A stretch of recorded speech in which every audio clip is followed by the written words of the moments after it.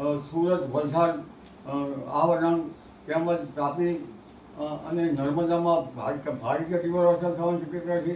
વડોદરાના કેટલાક ભાગમાં અતિભારે વરસાદ થવાની શક્યતા છે. તારીખ 17-18-19 ઘણા ભાગમાં વરસાદ થશે. કેટલાક ભાગમાં ભારે વરસાદ થવાની શક્યતા રહેશે. પશ્ચિમ સૌરાષ્ટ્રમાં ભારે વરસાદ થવાની શક્યતા રહેશે. જૂનાગઢના ભાગમાં ભારે વરસાદ થવાની શક્યતા રહેશે. નવસારી, સુરત, વલસાડ, ખંભાતના ભાગમાં ભારે વરસાદ થવાની શક્યતા છે. નર્મદા તાપીમાં વરસાદ થવાની શક્યતા છે.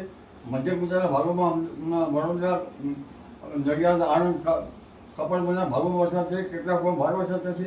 પંચમહાલના ભાગમાં ભારે વરસાદ થવાની શક્યતા રહેશે. અમદાવાદ, ગાંધીનગરના ભાગમાં વરસાદ થશે. મહેસાણા, ઉત્તર ગુજરાતના ભાગમાં પાટણ તેમજ મહેસાણા, બનાસકાંઠા, સાબરકાંઠા, અરવલ્લી, હિંમતનગરના ભાગમાં વરસાદ થશે. કચ્છના કેટલાક ભાગમાં વરસાદ થવાની શક્યતા રહેશે. પણ ઉલ્લેખનીય છે કે તારીખ 26-30 ભારેથી અતિભારે વરસાદ થવાની શક્યતા રહેશે. જેમાં જૂનાગઢના ભાગમાં અતિભારે વરસાદ થવાની શક્યતા છે. પશ્ચિમ સૌરાષ્ટ્રના ભાગમાં કેટલાક ભાગમાં અતિભારે વરસાદ થવાની શક્યતા છે.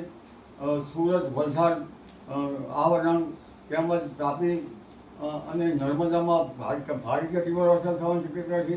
વડોદરાના કેટલાક ભાગમાં અતિભારે વરસાદ થવાની શક્યતા છે. ઉત્તર ગુજરાતના ભાગમાં પણ ભારે વરસાદ થવાની શક્યતા છે. પંચમહાલના ભાગમાં ભારે વરસાદ થવાની શક્યતા છે. ઉલ્લેખનીય છે કે તારીખ 26-30 કેટલાક ભાગમાં પૂરની સ્થિતિ રહી શકે. કેટલાક ભાગમાં વિકટ પૂરની પરિસ્થિતિ રહી શકે. પણ આ વખતે ગાજવીજ થશે વધારે, કારણ કે વિશ્વાવસુ નામનો વર્ષમાં આનંદ નામનો ગરમ વાયુ વહે અને ગાજવીજની પ્રમાણ વધારે છે. એટલે અતિ ગાજવીજથી ક્યાંક વીજ પ્રપાત થવાની પણ શક્યતા રહે છે.